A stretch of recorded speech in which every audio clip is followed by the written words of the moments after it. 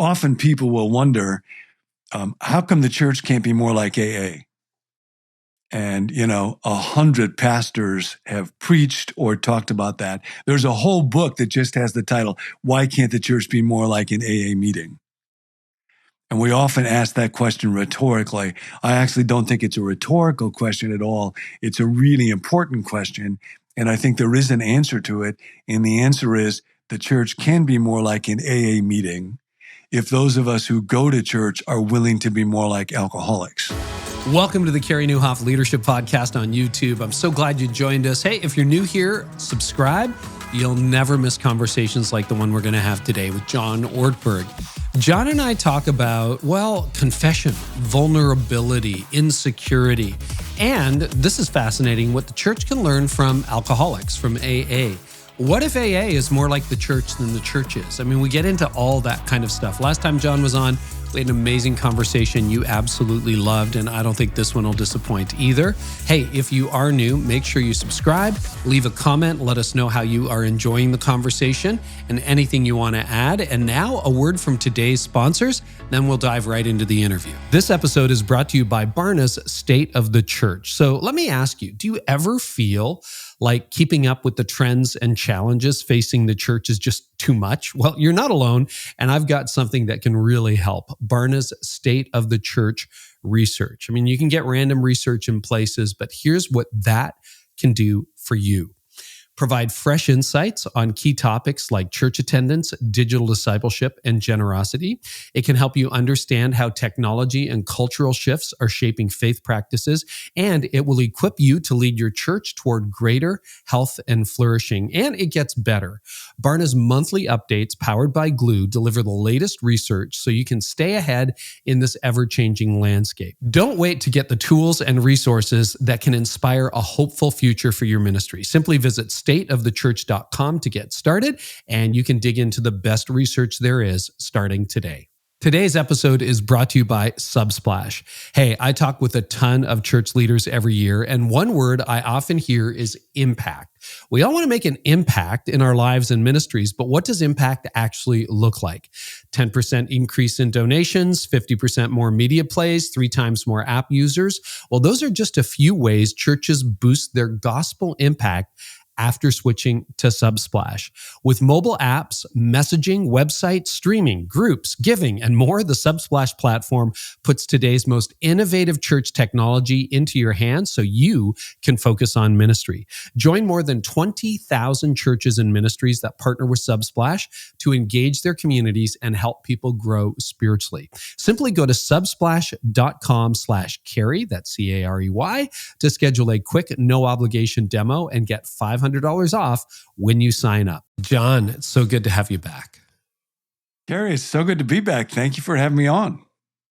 You're looking all casual, relaxed, enjoying things in your favorite room in the world in Santa Barbara, your new place. This is my favorite room. I get to have my books here, who are good friends, and feel very much at home, and then get to connect with people like you. Yeah. You know what? That's a growing problem. We just had a new library built at our house a couple of years ago, and we're already outgrowing it. What do you do with all your books? Do you cull them? Do you just keep them? Do you have a storage vault somewhere at Fort Knox? What do you do with all your books? I have a fight with my wife about them on a regular basis because she feels like there are too many. She thinks that a bookcase should have vases and pictures and little artistic objects on it. And my argument is it's a bookcase. It is a case for books. It is a bookshelf. There is no such thing as too many books. So I have most of my books here. I had some boxed up that were being stored in another place. I've given a bunch of them away. I kind of hit the point right now where if I get a new book, I have to get rid of an old book. So one in, one out. I'm on the exchange program right now, and have them all arranged. So like biblical resources and commentaries are right over here. And then religious studies, theology, then spiritual formation, church history over there. I got one whole section of Lincoln books because I love Abraham Lincoln. He was an American president. Being a Canadian, you wouldn't know. But I'm always reading the Lincoln book. Pretty sure. So anyway, stuff kind of scattered around where I pretty much know where they are. And Yeah, I'm very, very grateful. I'm very aware of how lucky I am to have this room. No, it's fantastic. It is a growing problem. I mean, I thought, oh, good. Like we built I don't know how many bookcases upstairs, and now we're starting to outgrow them. And I export a lot. So what you have to do, you have to take Nancy to Rick Warren's library. Has she been there? I don't know if she has or not. Have you been there by any chance? I have, yes. Yes. So you can just say, see, I'm not doing so bad. Yeah. Rick's got quite the library. That's on my YouTube channel, by the way, if people want to see it. Harold John Ockenga, who is in some ways kind of the father of modern evangelicalism in the U.S., he always insisted that where the pastor worked should be called the pastor's study, not the pastor's office.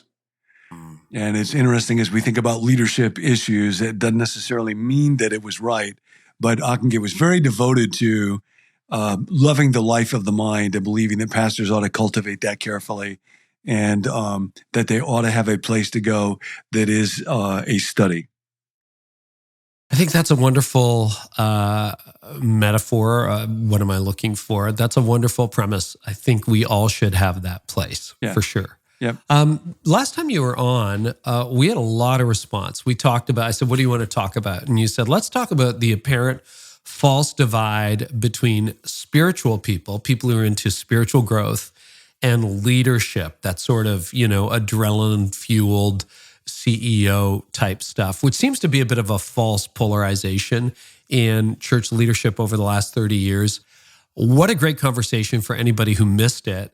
I'm wondering if you probably heard about that, I'm sure, because I heard a lot about that conversation. Any further thoughts on that, about why that's a false divide and why leaders can be spiritual and spiritual people can exercise the gift of leadership? Yeah. In some ways it mirrors a cultural divide that happens in lots of different places. It's in school, there's the nerds and the jocks, and they often don't connect a whole lot with each other. And then people grow up and you have academic culture on the one hand and business culture on the other hand. And, in spiritual life, one of the old binary categories is the contemplative life and the active life. And so I think it probably mirrors differences in temperament and differences in kind of a basic orientation to life and to spiritual life that's often present in people. And, always the challenge for us is, how do I not divide the world up into us and them? And how do I learn to value the other and the person who is different? And I think that leadership and formation thing probably mirrors a divide that runs quite deeply in human temperament and wiring, and reflects the difficulty we have in appreciating and learning from folks who are different. So it's a topic that I think could just be delved into more and more and more. I forget exactly what the paradigm is. I'm recovering from food poisoning, so my brain isn't 100% right. I think it was Gary Thomas who talked about different modes of worship. And there is the long-standing idea that work can be a form of worship. What are your thoughts on that? Because when I hear that, I'm like, oh yeah, I do worship God through my work. Like what I'm doing right now is a form of worship for me. Legit, not legit? What are your thoughts on that? I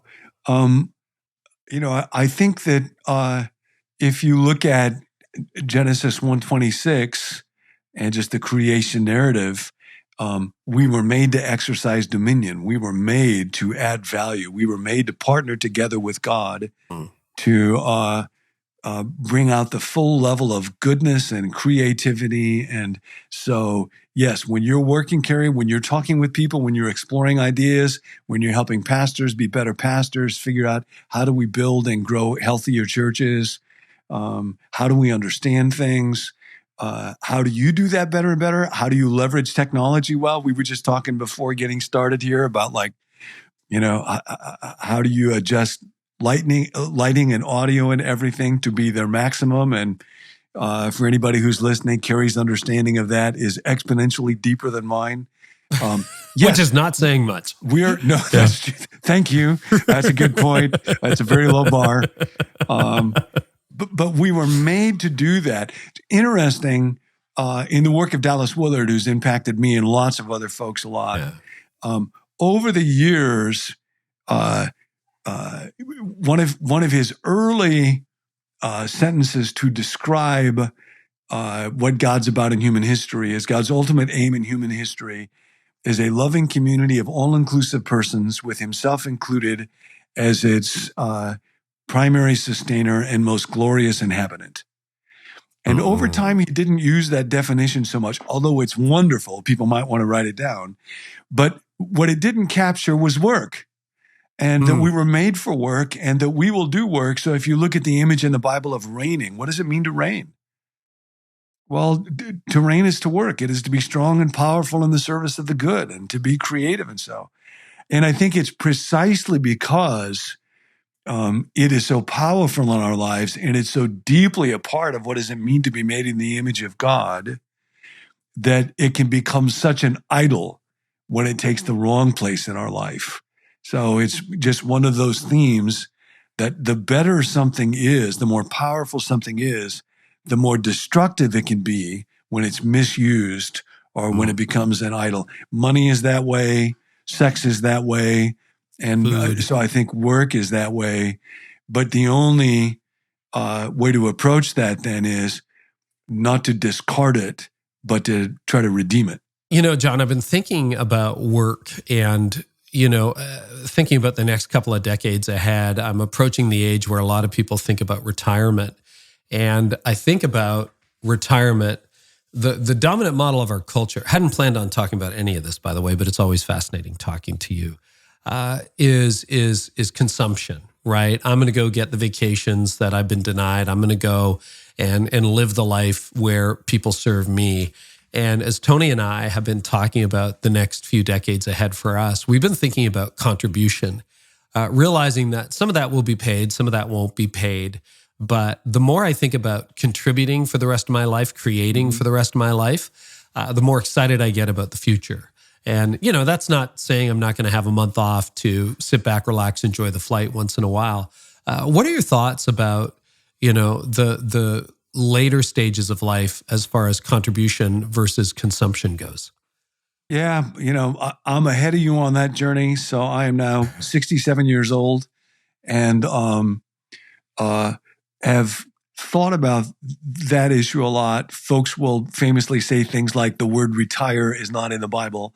And that's true. And I think it's for more than just economic reasons. And that is that we were made to contribute. That's, there is something about giving, contributing, working, that is central to human flourishing and human well-being. We're made to serve God. We're made to help other people. And nobody wants to be unnecessary.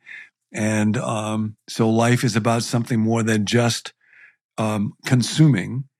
In my case, Carey, part of what happened is I ended up leaving my job earlier than I would have anticipated. And it involved, painful dynamics that we don't have to go into, but there were things that I would not necessarily have chosen. And one of the thoughts that was really helpful to me in that process as I was going through the grief of letting go of one form of work earlier than I would have was when I was tempted towards self-pity, there is no barrier to my joyfully serving God today.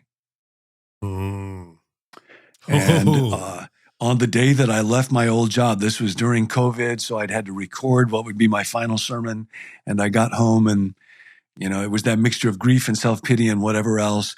And then that thought came literally as I'm getting out of the car, going into the condo. There is no barrier to my joyfully serving God today. And I thought either that's true or it's not. And if it's not true, then I had no business preaching in a church anyhow. And if it is true, then nothing's really changed at all. And it doesn't really matter too much what the task is. It doesn't really matter too much who signs the check that's attached to it or whether there is a check attached to it or not. I love Peter's description of Jesus when he's talking to a group of Gentiles in the book of Acts. So he can't use Old Testament language for it because they don't know it. And he says, there was a man from Galilee and he went around doing good. It's just he went around doing good. It's like, well, I can do that. That's what Francis of Assisi did. That's what Dorcas did. That's what his followers have always done when they're getting things right and the kingdom is at work. So then the task doesn't matter too much. And I think there's some folks, I have a real good friend, Chuck. He was a doctor for 40 years, was great at doing medicine. He's great at carpentry. He's great at cooking. He's great at a bunch of different stuff, mechanical type things, tech type stuff. He's retired from practicing medicine now, but he'll go around doing good. He'll travel to different places. He will connect with people that are in his family. There's a woman that he knew that didn't have insulation, and she was a single mom. So he got his brother-in-law, and they spent the day insulating her attic. He will do what kind of looks like retirement, but it's really just a very different form of doing good that he's great at. For me, I'm not good at lots of those things. I love to learn and I love to try to communicate. And then it's become very meaningful to me, deeply meaningful, to have individual conversations with people who might be going through a difficulty or through some form of family pain or want to talk about LGBTQ issues or have ministry pain that they're facing. And there's something that feels very redemptive to that for me in this season. And so the work that I will seek to do probably looks more continuous with the work that I was doing when I was at churches than is the case with my friends Chuck. But I think the real issue is always, God, what can I bring to life today? And there is no barrier to my joyfully serving God today. So how can I do that today? Got a couple of uncles who go around doing good like that. Yeah. It's a great metaphor. Catch us up a little bit on what you've been doing over the last few years, John. Yeah, so I love what I do. I think to the extent that I can understand that sense of what in the church world we'll talk about calling. For me, it's real simple. I need to be learning. I love to read. I love to have conversations with people. I love to experience stuff, try to find out what's going on in the world. How do I understand the Bible? How do I understand what Jesus taught? Life of the mind. And then how do I communicate that to people? So I need input and I need an outlet. And if I had input, but I didn't have an outlet, I'd be kind of frustrated. And there's something about knowing I got to communicate this that makes me think about it in a different way. How do I really understand it? What metaphor, story could I use? On the other hand, if I was doing a lot of production and trying to communicate, but not getting fresh input, I would feel stretched thin and superficial. So that balance of getting input and then having an outlet, that's kind of where my sense of calling resides. And scale doesn't really matter too much. And so my primary work these days involves a kind of an online ministry. It's called Become New. And it's from Dallas's statement, the main thing God gets out of our life is the person that we become. And most weeks, Monday through Friday, be about 10 or 12 minutes of teaching about spiritual life, spiritual growth. How does that take place? And so I'll spend most of my time trying to learn and then figuring out how do I communicate that. And that's the main thing I do. And then writing and other speaking and conversations with people that flow around that. It's ended up creating a kind of a little community online that has become a very, very meaningful place. We will often call ourselves the Fellowship of the Withered Hand, from that story where Jesus talks to that guy in the synagogue. And when he's open and exposes the thing that he would most want to keep hidden, power flows and healing flows. And in Jesus' community is kind of that way. So that's the main thing I do these days. And I'm very, very grateful for it. And then lots of time for being a grandfather and being a dad and friendship in this season. So you mentioned Dallas a few times already. Do you continue to read him daily? Is that something that you continue to do pretty much every day? Yeah, I this morning, literally after I dropped the kids off, I was listening to, there's now a podcast that features talks that Dallas did over the years. So I was literally this morning listening to a talk he did for InterVarsity on developing the mind of Christ in 2003. And Dallas, for me, is helpful enough and dense enough that I kind of learn him by osmosis. And so to go back over and over and over the things that he said, sometimes I'll find a talk that I hadn't heard, and there will be really helpful thoughts with that. But there's just an ever-increasing sense of clarity and understanding of God, of human nature, of life. There's a wonderful book we've probably talked about, Carey, but we might not have, called The Intellectual Life.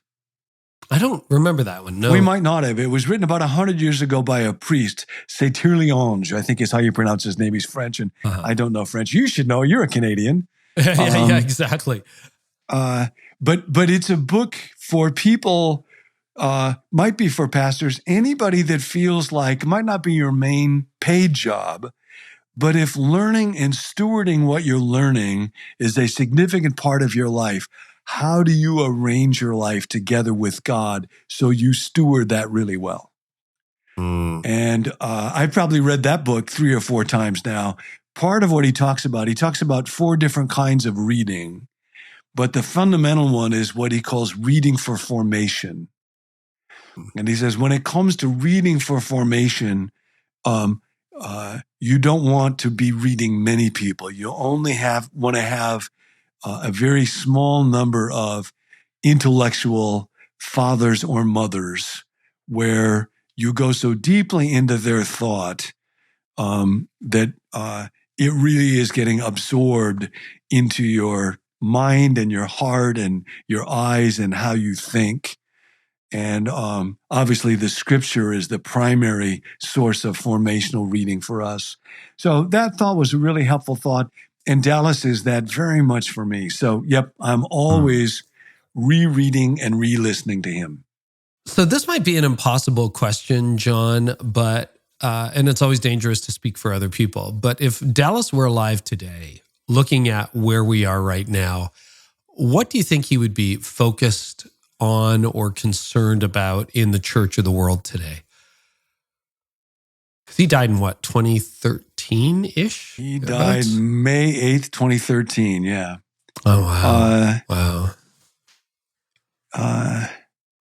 I think that would be a pretty constant one, Carey. I think Dallas's primary concern, interest always was the reality of the kingdom of God, and that the offer to live in that kingdom together with our friend Jesus from one day to the next is the greatest offer that's ever been extended to the human race. And trying to find ways to clarify that offer and then teach people how to learn how to live in that kingdom together with Jesus from one moment to the next. That's always the greatest task that human beings can pursue. And so there's always the challenge of trying to clarify that. We always lose that vision in one way or another. So that requires a constant attempt to read what's the church saying right now? Where are we missing it? How do we say it in a different, a clearer way? But I think that that calling would continue to be at the center of what Dallas would be doing.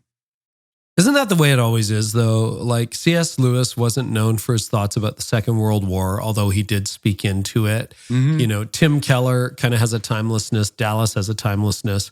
It's a good reminder to a lot of us who tend to get caught up issue to issue, election to election, culture war to culture war, that there's a bigger battle being fought. And I really think you're probably right. That's what Dallas would be talking about, sort of a life message. That's a good reminder. You know, it's really striking in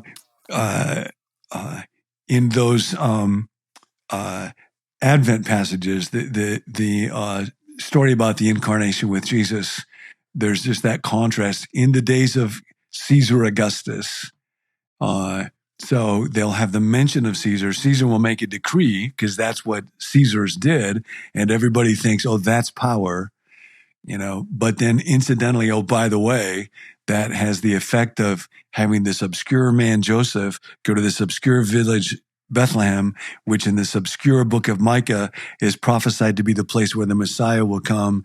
And what's really going to change the world is these little events with people nobody's ever heard of. Doesn't really matter who Caesar is. Caesar thinks he's running the show, but he's not.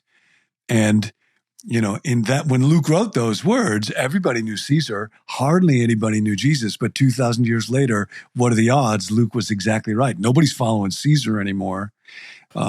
So, yes, I think that God is always at work in the margins. And ultimately, countries come and go, presidents come and go, Caesars come and go. What God is doing is what remains and endures. But it's always hard for us to keep our eyes on that. John, now that you're not leading a church day to day, has your perspective on the church shifted at all? Or how has your perspective on the church shifted? The deepest way that it has, Carey, is real personal. What I have found is I'll be reading, interestingly, especially through Paul and Paul's writings. And sometimes people think of Paul as kind of an argumentative or a cranky guy. Yeah. But when I'll read through that, what I'll notice is his expressions of love and how he'll talk about, can anybody be anxious and me not be filled with anxious? Or can anybody not be weak and me not feel weak? Or he's going to leave the church at Ephesus, and the leaders there are just weeping, not wanting him to leave. And he talks so often about his love for people. And it makes me think, when I was in the church, to what extent that I really love the people who are in the church, and to what extent that I kind of use the church to try to be successful.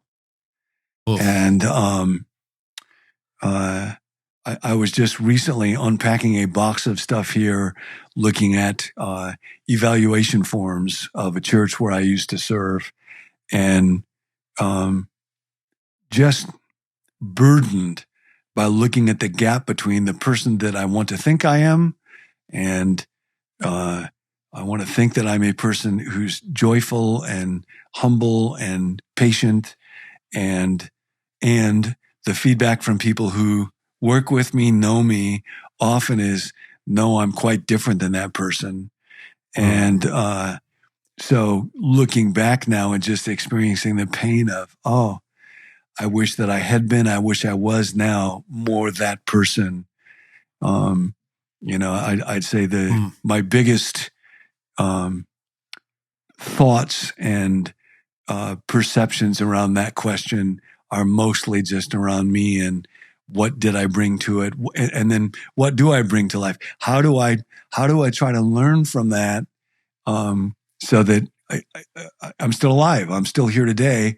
How can I try to be that way? How can I try to be that person with you? And I work with Tim and I work with Jackson, and I had to apologize to them literally today before this call because they're working really hard to try to set up everything to look right and sound right. And I'm getting impatient and short and snippy and, not overtly awful with it, but just in all those kind of Scandinavian ways that I can do. And it's like, no, guys, I'm sorry. So, mostly the primary responses that I have, Carey, are much less what's off with the church and much more around what's off with me and in what time remains.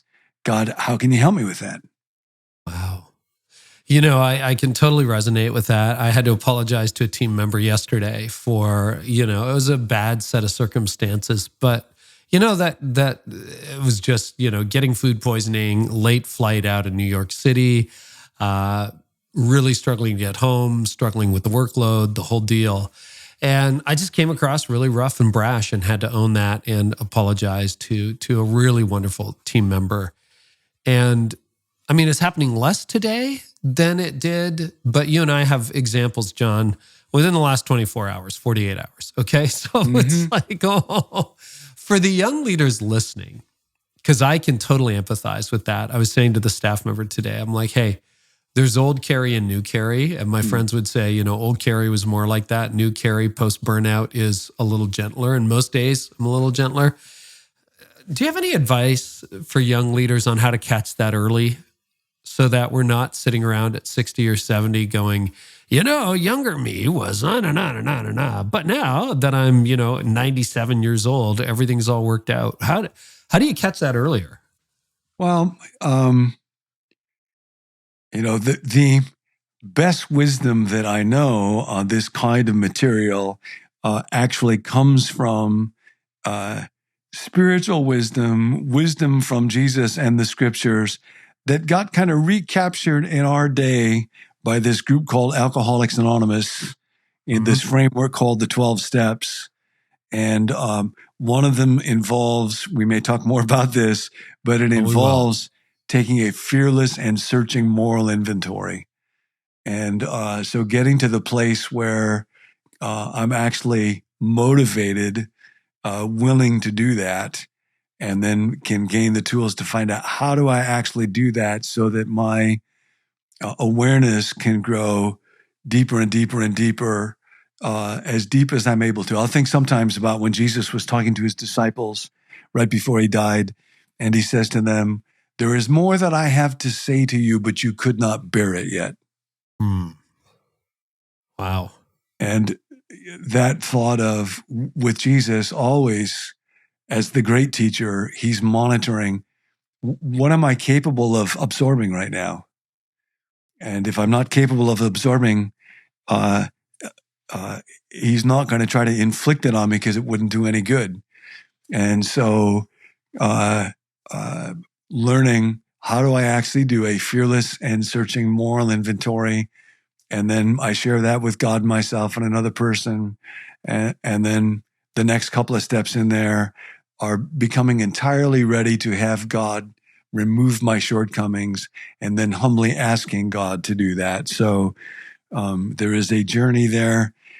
And it's kind of funny, just over these last couple of days talking about this, it's been painful for me to look at those aspects of myself, and I can feel stuck between self-pity or denial. I don't want to have to look at it, or feeling so overwhelmed that I just feel like I need to give up. And to say, no, I need to be part of a community where that's what we do. We just expect that. We've all got shortcomings. Everybody does. Nobody's arrived yet. I don't need to, and it will not be helpful for me to compare myself to Dallas or the person I think I ought to be, or where I think I ought to be right now. The only place I can meet God is in reality, right here, right now, me with all of my flaws. So I have to get the grace and the courage to lean in and be open and be humble, but not in despair, and say, yep, here's my shortcomings right now. God, I can't do this. Would you help me remove it? So learning how to do that journey, and for anybody, whatever age we are in the process, that wisdom and those resources are available to us. You're unearthing something that doesn't seem to be going away that I forget about sometimes. There is implicit in me this idea that if you just try hard enough, work hard enough, eventually you get rid of all these defects. Right. And that's not true, is it? It's not true. Hopefully you're not working on exactly the same stuff you were a decade ago, but it's almost this perfectionism, which I know has been a tenet of Christianity. But I guess that's not the case. I hope it's not the case. No, there's another wonderful saying, AA, they've got 1,000 expressions that are just real sticky. But one of them is, if you have one person that's been sober for 30 years and another person who's been sober for 2 days, who's got the most sobriety? And the answer is, whoever woke up earliest this morning. Whoa. So it is simply, literally a day at a time. And often the feeling of, I've been a Christian 30 years, so I should be here, gets in the way of the humility that's needed to acknowledge, I just have this day. And there's a wonderful book about all this stuff written by Christian philosopher Kent Dunnington, for anybody who's interested in these kind of topics. It's called Addiction and Virtue. And he writes about part of the power in the community of recovery AA and so on is that they understand the recognition and confession of personal inadequacy is an achievement that needs to be ritualized and celebrated. And it's not that inadequacy is an achievement, but the recognition of inadequacy and a personal inadequacy is a spiritual achievement, and it needs to be ritualized. Hi, my name is John. I'm an alcoholic. I'm a sinner. Ritualized and celebrated. Welcome, John. And I think a huge problem in the church is that we can be pretty good at doing that when somebody first becomes a Christian, but often we lose it over time, and we confuse what we aspire to with our actual lives. And then we forget it's always true every single day. The recognition of personal inadequacy is a spiritual achievement. And we never stop needing that. So how did you get interested in AA? How did that journey start with you? Usually it starts by someone going, hey, I'm Carey, I'm an alcoholic. How did it start with you? Yeah, I've always been interested in life change and transformation and God and how do those things fit together. So that was my educational background. So I learned about AA back when I was in school and first attended meetings in those days. And it was just very striking to sit in a circle and have a group of people who were so different from each other.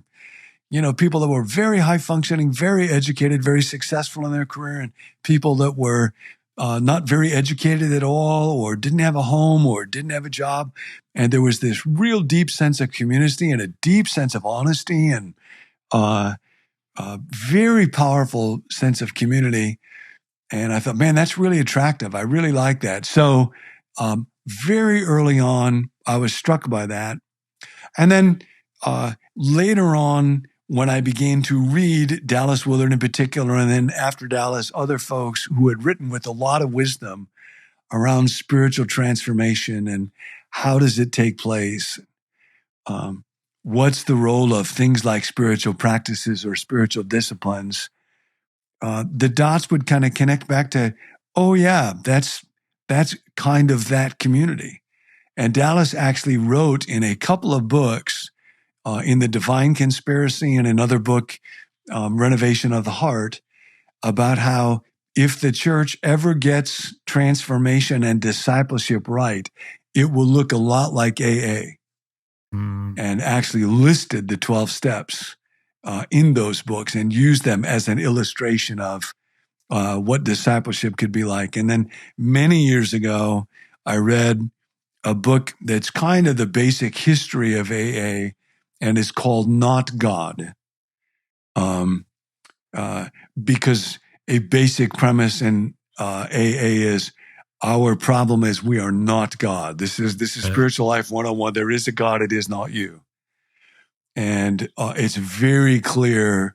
That book is written by a Harvard-trained scholar, and he writes about essentially how really AA got the 12 steps from a ministry that was called the Oxford Group. It was started by a Lutheran pastor named Frank Buckman in around the turn of the 20th century. And it was an attempt to recapture discipleship in the contemporary era. So really all of those steps, one way of thinking about that is AA got the 12 steps from the church, and now the church needs them back. So I think you could say there's a lot of people in the culture who are attracted to the principles of AA. But if you know even 101 about AA, a lot of the things that AA is very big on, we resist in the church. Yeah. Why do you think there's so much resistance to things that arguably were the churches in the first place? Well, it's a huge problem that can't be manufactured. So this question is of enormous importance for all of us individually, and then for anybody who's leading a church. AA, is a classic example to me of Paul's statement where God says, my strength is made perfect in weakness. So obviously the great weakness is addiction, and people recognizing I have become enslaved by a power that is essentially demonic. It's essentially spiritual in nature, and it's going to destroy me. And that's just hell. In AA, sometimes people will say something like, religion's for people who are afraid of hell. AA is for people who have been through hell. And, but where that leads people, if they run into grace, is they recognize authentically, I desperately need God. I've got to have God. God is my only hope. And so they become willing to engage with the other steps in AA, like doing a fearless and searching moral inventory. They're willing to engage in that because they know they have a desperate need. And the difficult for a lot of us in the church, I think that we all have addictions. We're all attached to something. What the Old Testament calls idolatry in our day, often we will call addictions, and we all have them. But a lot of us have the luxury of thinking, I'm really doing okay, that folks in AA do not have. So one friend told me years ago when I started studying this stuff, and he'd been in AA for like 30 years, he said, John, I predict before very long, you will be jealous that you're not an alcoholic. And it wasn't long before I came to understand what he meant. Because very often for people who are in that community, as they begin to discover the spiritual power of the 12 steps and then connect those steps to Jesus, they'll say, thank God for my addiction, not because it's such a great thing to be an addict, it's horrible, but because that led me into a way of life that I just wouldn't have been interested in if I didn't have that problem. So often people will wonder, how come the church can't be more like AA? And, 100 pastors have preached or talked about that. There's a whole book that just has the title, Why Can't the Church Be More Like an AA Meeting? And we often ask that question rhetorically. I actually don't think it's a rhetorical question at all. It's a really important question. And I think there is an answer to it. And the answer is the church can be more like an AA meeting if those of us who go to church are willing to be more like alcoholics. And that's the problem. We have a hard time conjuring up an authentic sense of desperate need. Okay. I mentioned in passing to you before and then briefly in this podcast that I'm recovering from food poisoning. So I had a bit of a spiritual awakening the day after my food poisoning. I think it was lunch at the airport. I think there was something to the lettuce or whatever, but it came on violently. First time, pardon me, I've ever vomited on a plane, just made it to the bathroom on time. And then I'm back in Canada trying to get through customs, and I've got the express lane, and literally there were 3 or 4. It's hard to keep. I was so weak I could barely stand up. 3 or 4 garbage cans that I had never noticed before next to the kiosks where you tap your Nexus card, your global entry, and then, I had to use 3 of them in about 5 minutes to throw up. Wow. Nobody stopped to ask how I was. But John, I was so desperate. I can't remember a time where I was more desperate in my life. I was either like going to nail the passenger ahead of me or behind me or find a garbage bag. And I, in that moment, just remember, I don't care if anyone's videoing this, whether it'll show up. Like there was no dignity left. Yes. There was just desperation. And I spotted those. And then I got out of there and somehow I miraculously got home and just went to bed for 12 hours, up a lot, obviously, over the course of the night while I recovered. But that was a level of desperation that I don't think I'd had in my life because I had never been in a public context, and shame disappeared. It was fascinating. Is that the neighborhood of what we're talking about here? Because I would say as a Christian, I don't really have that level of desperation. Yeah. Yes, it is in the neighborhood. And first of all, I'm so sorry that you went through that. I just feel like, man, I wish I would have been there to put an arm on your shoulder. And that's just miserable. And Oh, dude, thank it's God crazy. It was so that it was violent. temporary. So violent. But no, that's exactly right. That's where in Jesus' day, either because people were afraid of what they would become apart from him, or because the vision of the wonder of being able to follow him was so positive, there was just this desperate need. So, people are cutting holes through the ceiling of somebody's house so they could get their friend to them, or a woman is just running through the crowd, trampling through people to grab a hold of the hem of his garment. That's a picture of what's going on. I think for a lot of us that work at churches, it's very striking to me. If you think about the 12 steps, they include practices that we all know will be involved in discipleship. So self-examination, fearless moral inventory, confession admitted to another person, prayer and scripture sought to improve our conscious contact by God is in the 11th step.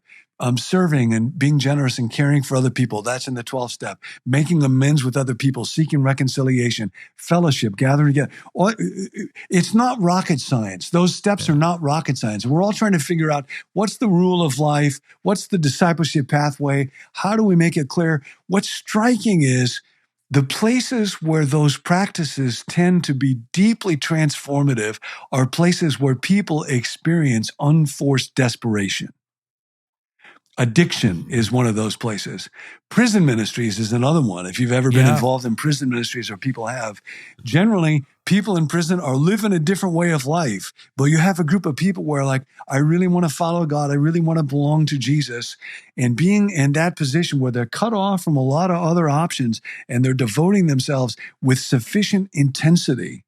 So again, it's all like that Acts 2 community, and they devoted themselves to the apostles' teaching and to prayer, to the breaking of bread and to fellowship. Day by day, they gathered where people experienced great poverty, where the church is under deep persecution.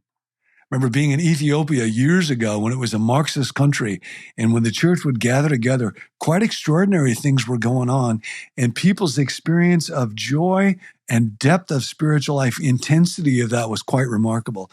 When people have gone through great suffering, people that have gone through a divorce maybe, or people that are terminally ill, you will often find a way of life becomes intensely transformational to people when they're living on the margins. And it's not because of pain by itself, it's because it often brings to people the motivation to engage in a way of life with sufficient intensity.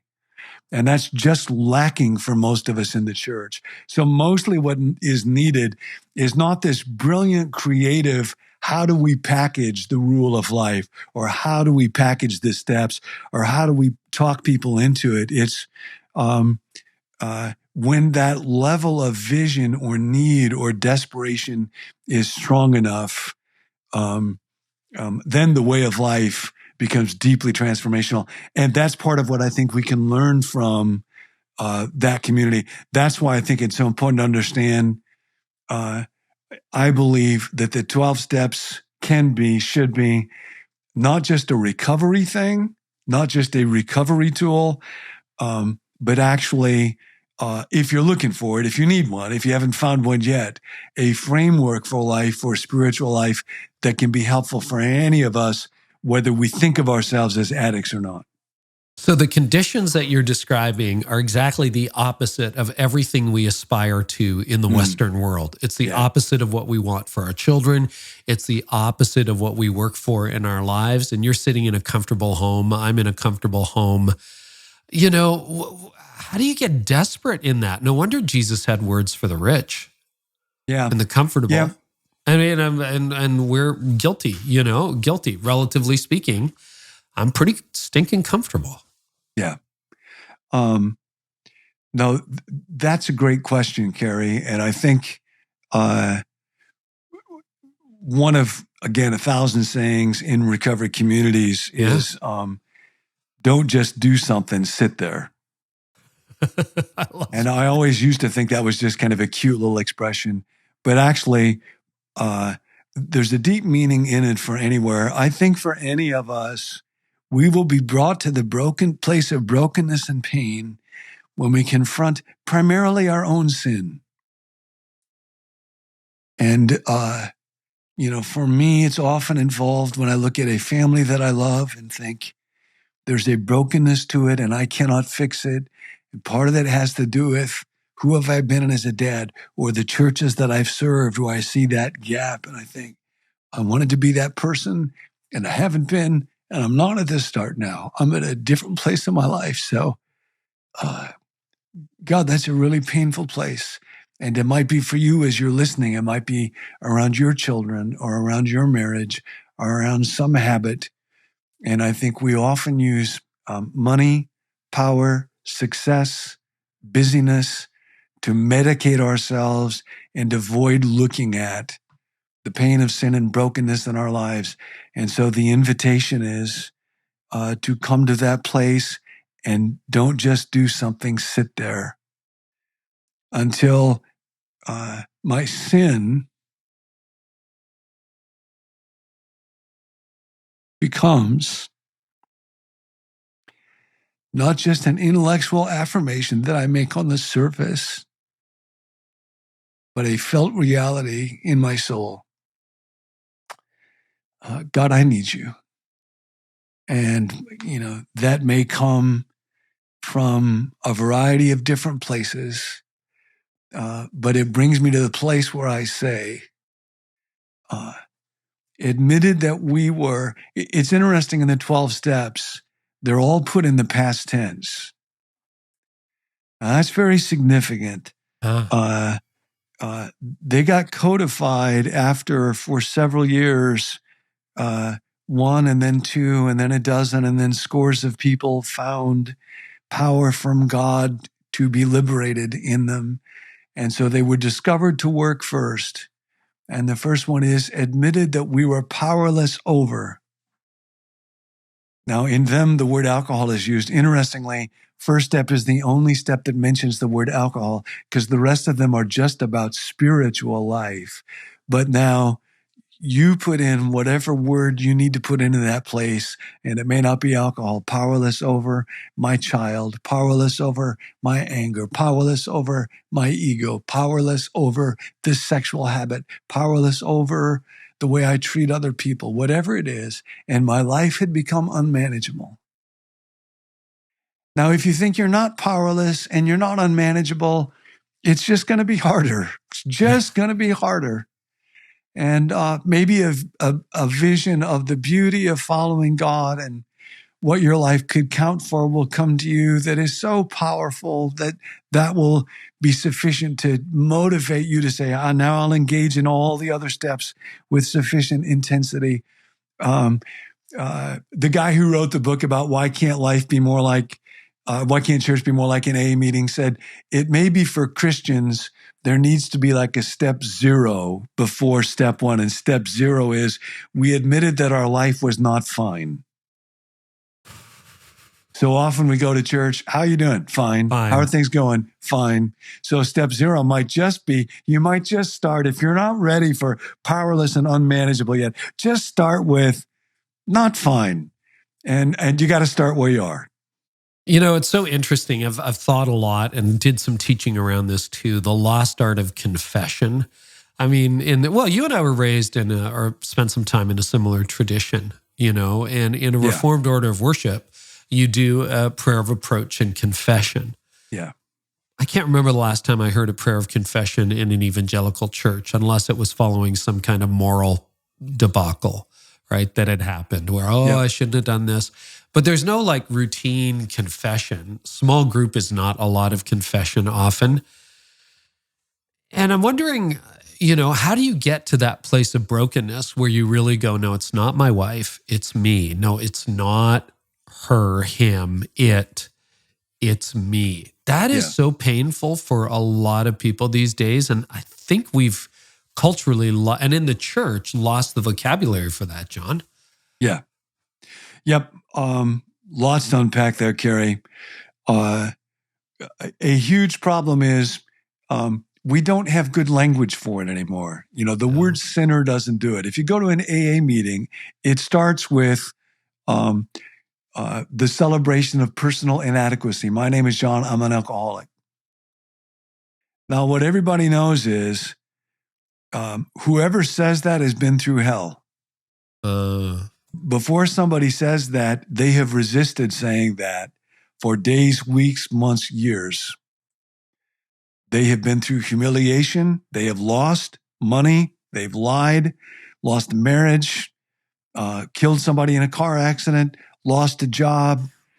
By the time they say those words, they have been utterly humbled, and that's simply a reality in their life.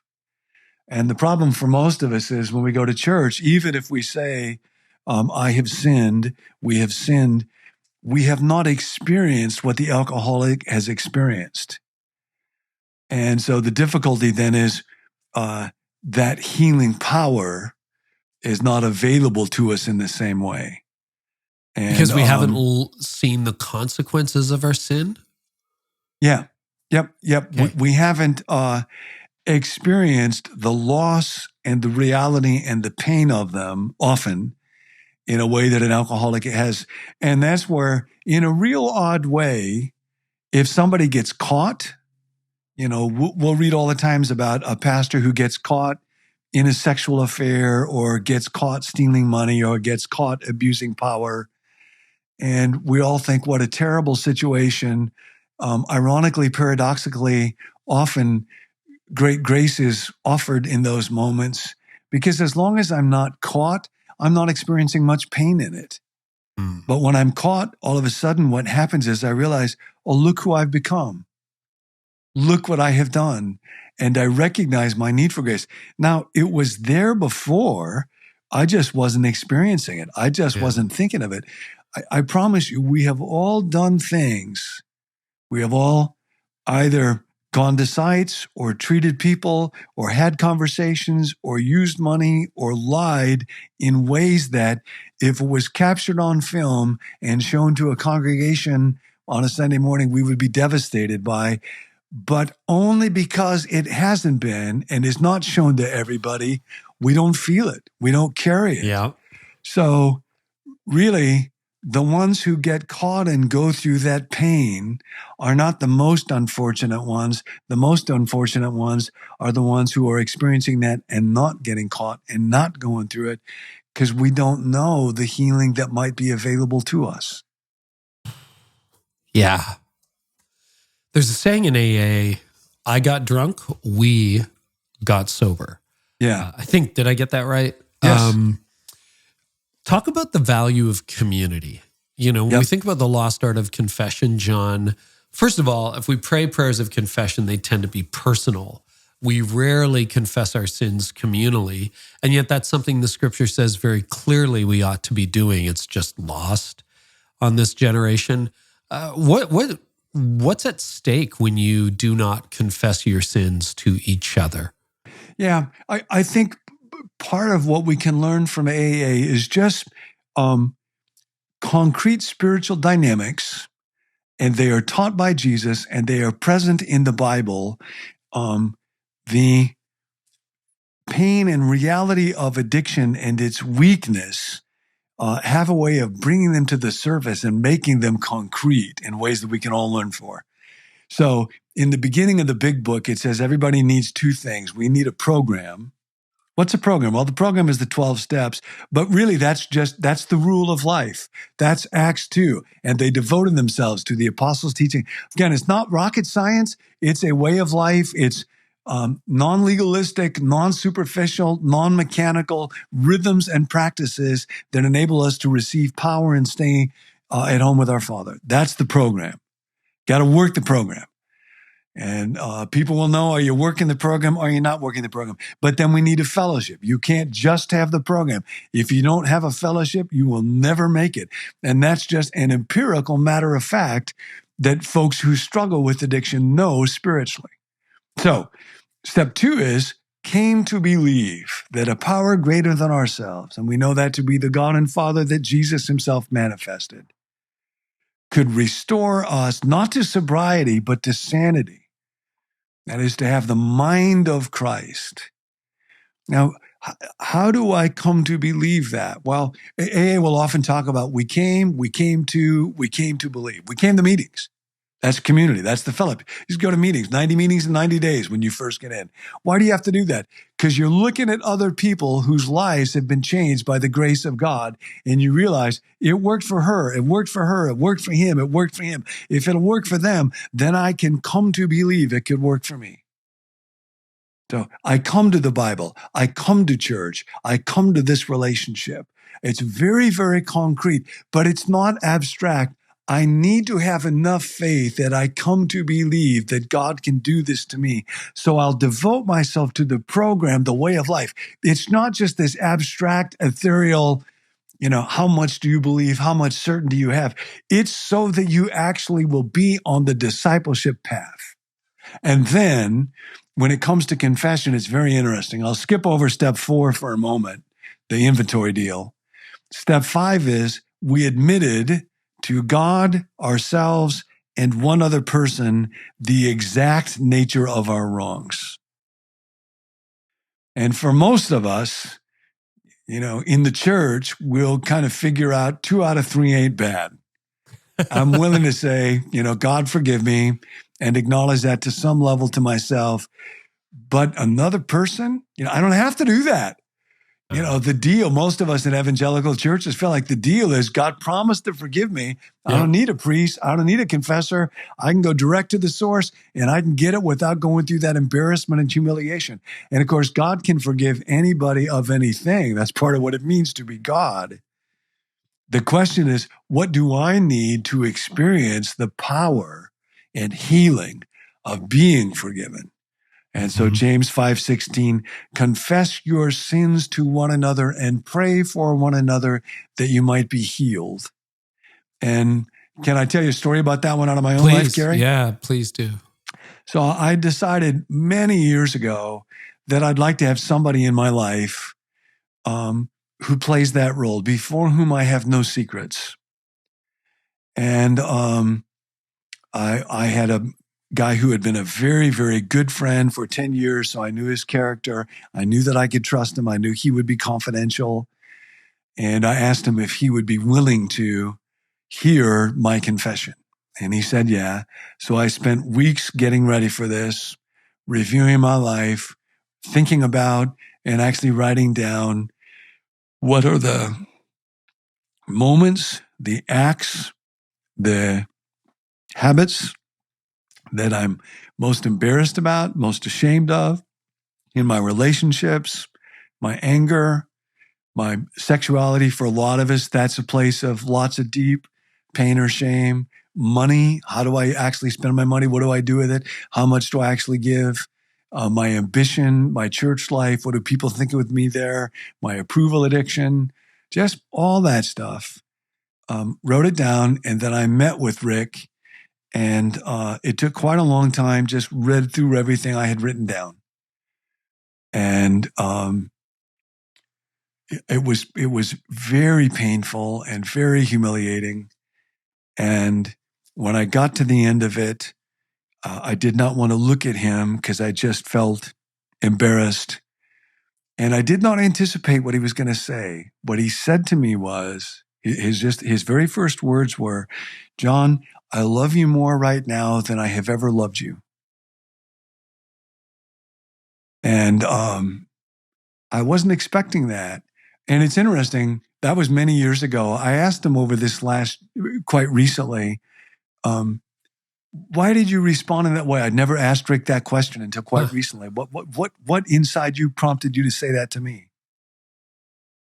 And he talked about how I'm a 3 on the Enneagram, so image management and wanting to look smart and wanting to, appear better than I am and to seem to be strong and impressive it just leaks out of me. And so, of course, even though he's my good friend, that will get in the way of our closeness. And so my walking through this exercise with him was the most real I had ever been with him. And the paradox of, my being afraid, because I think I got to look good. I got to look smart. That's how you'll love me. That's how you'll think I'm special. If I don't do those things, that won't be special. Is precisely the stupid stuff that gets in the way of the love of the kingdom. And so those real deep truths, I can only be loved to the extent I'm known. If I hide something from you, you might say, John, I love you, but this is just the nature of the soul in its desire for wholeness. My mind will say, yeah, but if you knew this about me, you wouldn't say you love me. And the darker and deeper it is, the more it will get in the way of my feeling like you really love me when you don't know it. So I can only be loved to the extent that I'm known. I can only be fully loved if I am fully known. This is just a law of the soul that I was experiencing there. I used to think, it'll be great when we get to heaven because I won't have to worry about my sin anymore and nobody will ever know. Nobody will ever know. It's all forgiven. And now I think, no, healing doesn't happen that way. Healing knows when we all know everything about each other and we love each other knowing everything. That's the only way that it can be healed. And that's how spiritual community works, when love comes precisely with the grace and the depth and the pain and the healing of full knowing. And so it's very interesting, Carey. In recovery circles, folks will say that very often the desire for drink begins to diminish after step 5. Huh. When someone has experienced that deep, very profound, incredibly frightening and scary, but deeply healing experience of just being as utterly honest, just committed to, I'm going to clean house as I'm able to be with another person.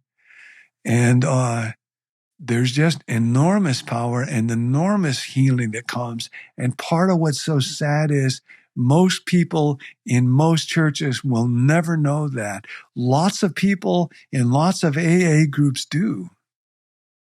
And again, this is what is taught in the scripture. And it's not saying I have to do this or God is going to withhold forgiveness from me. This is the nature of the way that healing works in spiritual community.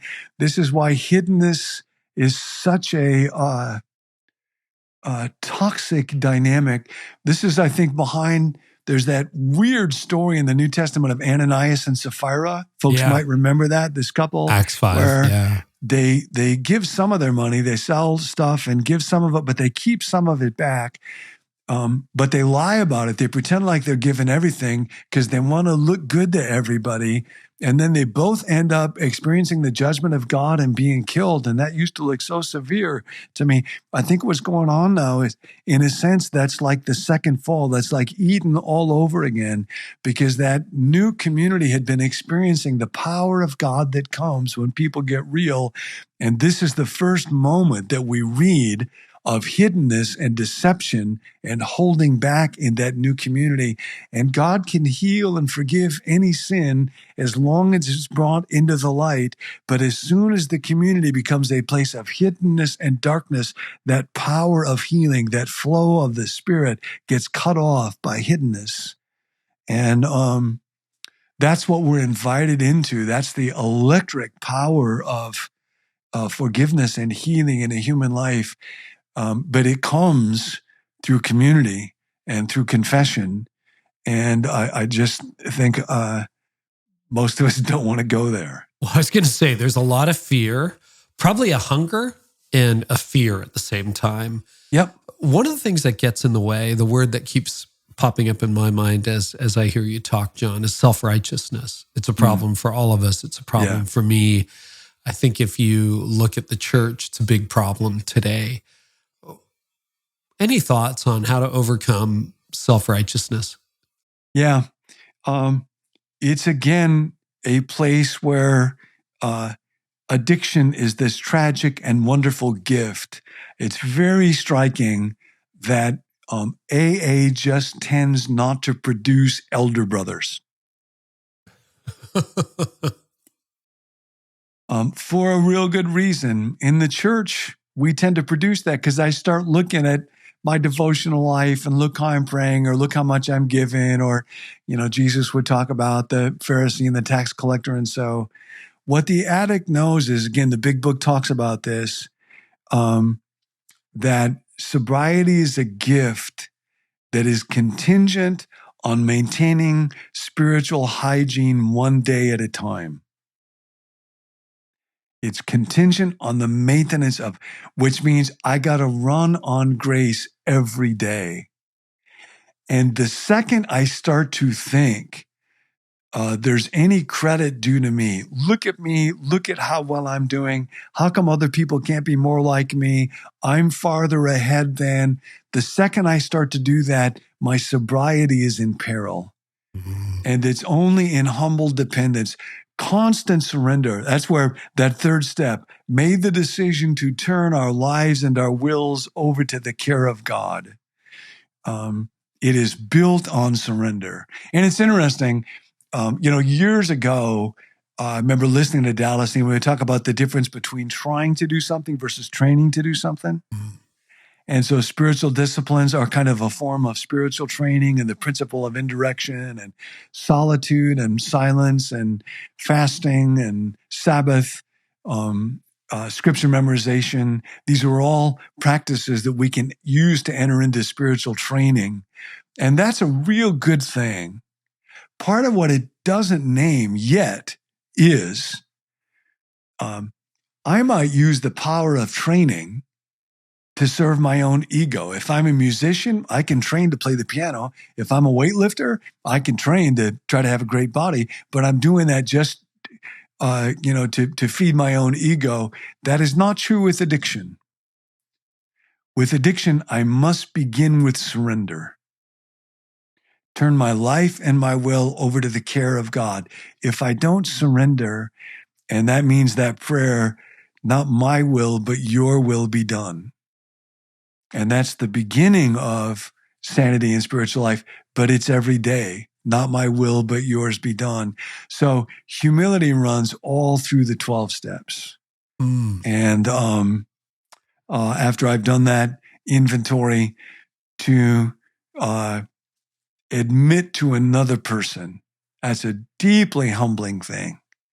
And then out of that process, I make a list of my shortcomings, and that's humbling. And then we humbly asked God, not just asked, we humbly asked. And then as we go on and make this a part of a daily life, doing spot checks. So like, okay, where was I impatient with somebody today? Where I got to ask forgiveness of someone. So yes, the problem of self-righteousness is always an indication that I have moved away from that humble dependence of surrender and living one day at a time. And it's an indicator that and real possibly the community that I'm living in, because our community can often kind of glorify spiritual warriors or people that we think of as real spiritual.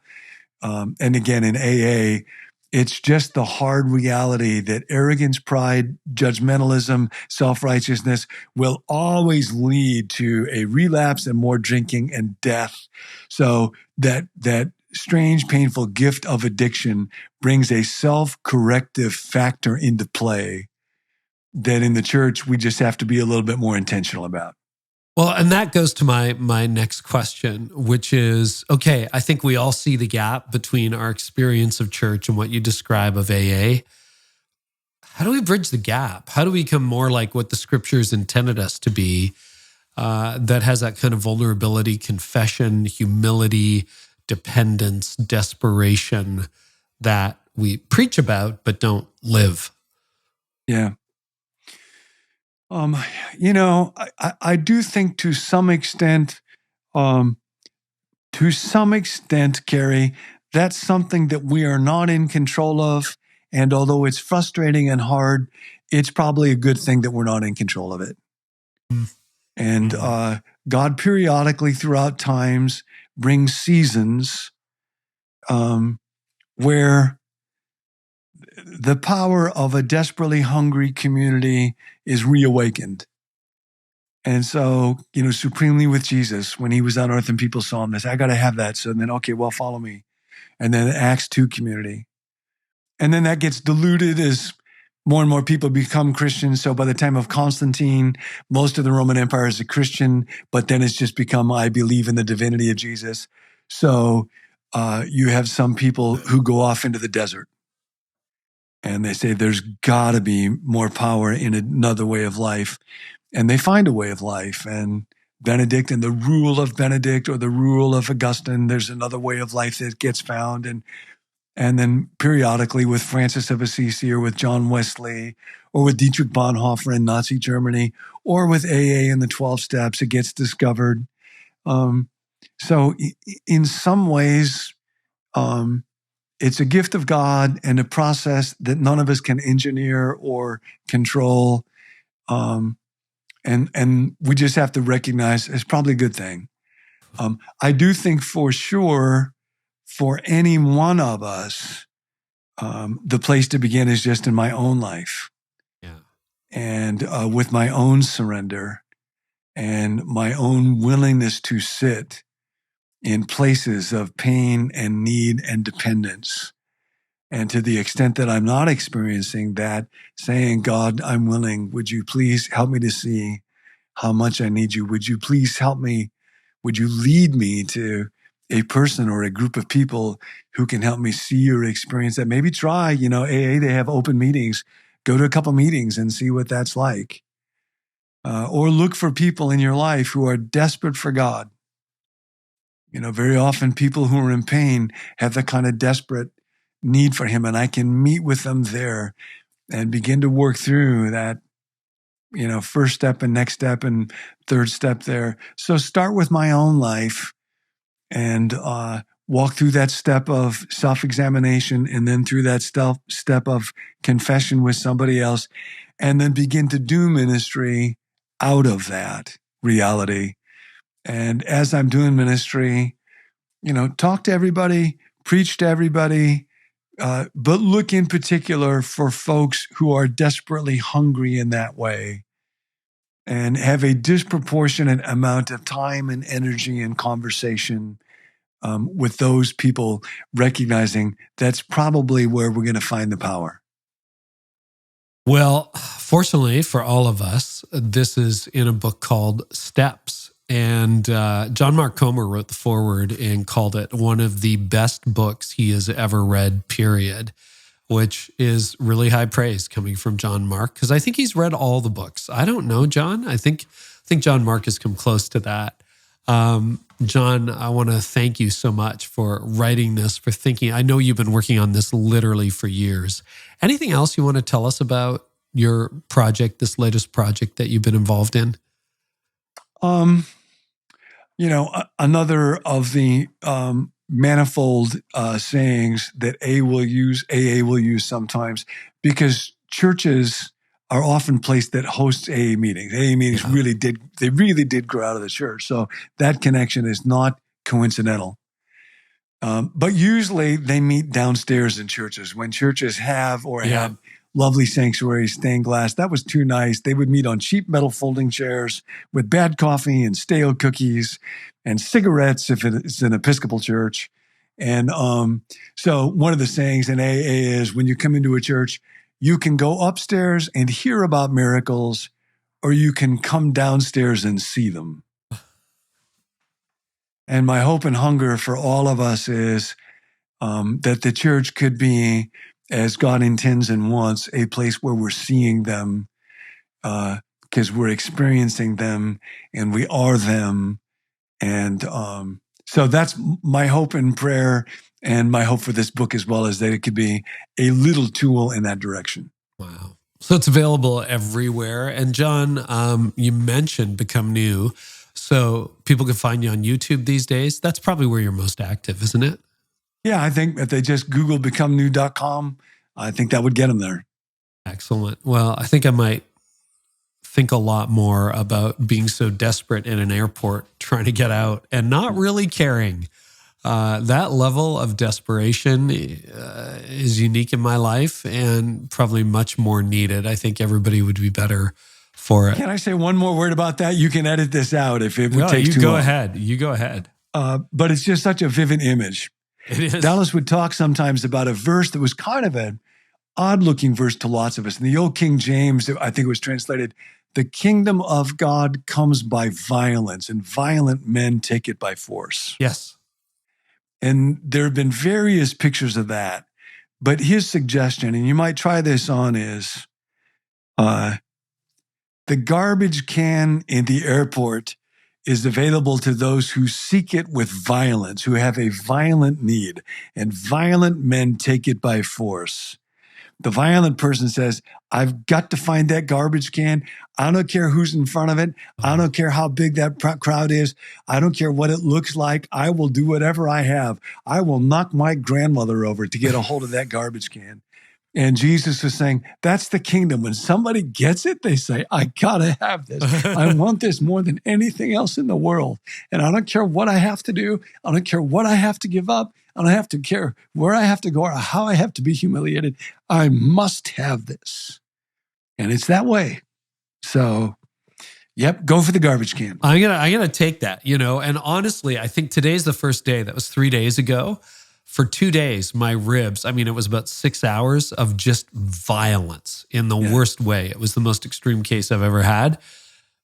My ribs were sore for days afterwards, just from the violence of purging whatever was in my body. So I'll take that interpretation, John. Thank you. Mm-hmm. Don't think we've ever concluded a podcast episode with that kind of metaphor before. First time for everything. The book is called Steps. Please get it. And John, until next time, thank you so much. Thanks, Carey.